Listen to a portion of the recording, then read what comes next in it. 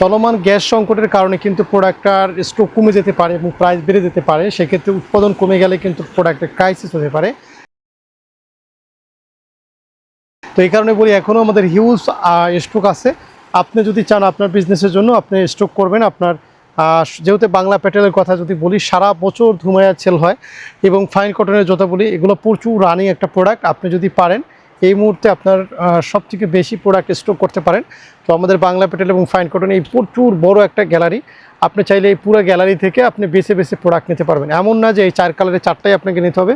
আপনার মতো করে আপনার মতো যেটা সহজ হয় এভাবে আপনি প্রোডাক্ট পারচেস করতে পারবেন ইনশাআল্লাহ। এবং সবাইকে বলবো যে শোরুম ভিজিট করুন, কারণ শোরুম ভিজিট করলে আপনার শত শত আইটেম মনের মতো করে আপনি নিতে পারবেন। এই কারণে শোরুম যারা আসতে চান সকাল 9টা থেকে রাত 9টার মধ্যে শোরুম ভিজিট করতে পারবেন।